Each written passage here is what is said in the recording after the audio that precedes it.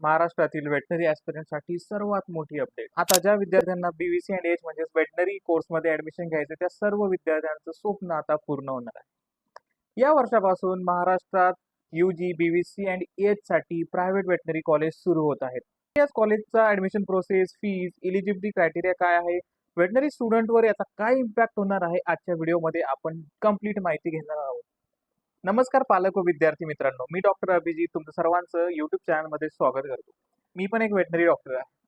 जर तुम्ही चॅनलवर नवीन असाल तर चॅनलला सबस्क्राईब नक्की करा, जेणेकरून वेटनरी रिलेटेड सर्व अपडेट, इन्फॉर्मेशन आणि ऑफिशियल जेन्युइन जी माहिती आहे ती तुमच्यापर्यंत पोहोचत राहील. तर मित्रांनो, आतापर्यंत महाराष्ट्रात टोटल 6 गव्हर्नमेंट वेटनरी कॉलेजेस आहेत, जे मापसू म्हणजे Maharashtra animal and fishery science युनिव्हर्सिटीच्या अंतर्गत आहेत. तर त्यानंतर आता या वर्षीपासून महाराष्ट्रात प्रायव्हेट वेटनरी कॉलेजला मंजुरी देण्यात आलेली आहे. तर जे गव्हर्नमेंट वेटनरी कॉलेज आहेत त्या गव्हर्नमेंट वेटनरी कॉलेजमध्ये फक्त गव्हर्नमेंटच्या सीट्स आहेत, म्हणजे मॅनेजमेंट सीट्स, सेमी गव्हर्नमेंटच्या सीट्स त्या गव्हर्नमेंट कॉलेजेसमध्ये नाहीत. दरवर्षी भरपूर साऱ्या विद्यार्थ्यांना वेटनरी म्हणजे BVC अँड एचमध्ये ॲडमिशन घ्यायचं असतं, परंतु सीट्स लिमिटेड असल्यामुळे आणि सगळं सीट गव्हर्नमेंट असल्यामुळे स्टुडंटला ॲडमिशन घेता येत नव्हतं.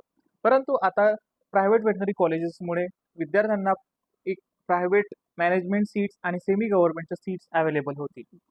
तर या प्रायव्हेट वेटनरी कॉलेजमुळे काय इम्पॅक्ट पडू शकेल? वेटनरी एज्युकेशनमध्ये कॉम्पिटिशन पण वाढेल, इन्फ्रास्ट्रक्चर इम्प्रूव्ह होण्याची शक्यता आहे, परंतु खूप साऱ्या पालकांची आणि विद्यार्थ्यांची फसवणूक पण या गोष्टींमध्ये होऊ शकते.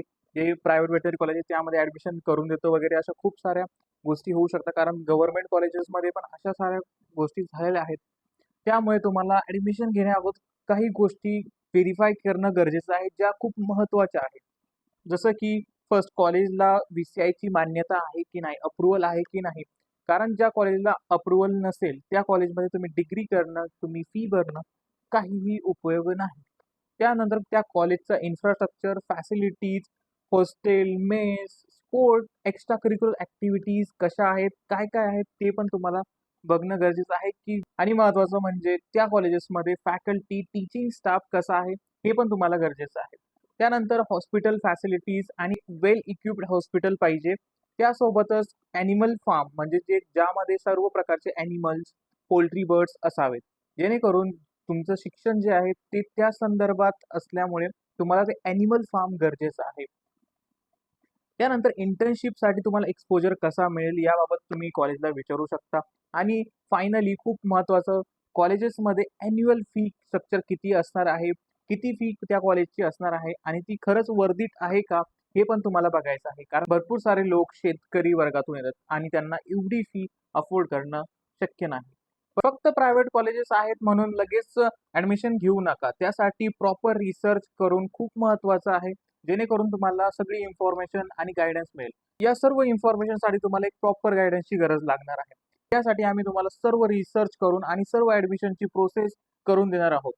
कॉलेजमध्ये ॲडमिशन कसं घ्यायचं, त्या कॉलेजची फीज कमी कशी करायची, त्या कॉलेजची सर्व डिटेल इन्फॉर्मेशन आणि मेनली मी तुम्हाला ज्या बाबी सांगितल्या, ज्या कॉलेजला तुम्हाला बघायच्या आहेत त्या सर्व आहेत की नाही हे सर्व वेल रिसर्च करून आम्ही तुम्हाला सांगणार आहे. ॲज अ वेटनरी डॉक्टर ते माझं काम पण आहे की तुम्हाला ते सर्व गाईड करणं, जेणेकरून कोणत्याही विद्यार्थ्याची, कोणत्याही पालकाची या गोष्टींमध्ये फसवणूक होऊ नये. मेनली पालक आणि त्या विद्यार्थ्यासाठी त्याचं करिअर आणि त्याचा भविष्याचा दृष्टिकोन खूप महत्त्वाचा आहे. त्यामुळे तुम्ही कोणताही डिसिजन घेताना काळजीपूर्वक आणि वेल रिसर्च डिसिजन घ्या. काही इन्फॉर्मेशन लागली तर मी नक्की आहे.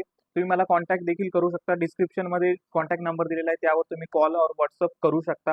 व्हिडिओ इन्फॉर्मेटिव्ह वाटला असेल तर व्हिडिओला लाईक आणि शेअर जरूर करा, ज्या विद्यार्थ्यांना वेटनरी करायचं आहे त्या विद्यार्थ्यांसाठी. आणि अशाच नवीन आणि ऑफिशियल अपडेटसाठी चॅनलला सबस्क्राईब नक्की करा.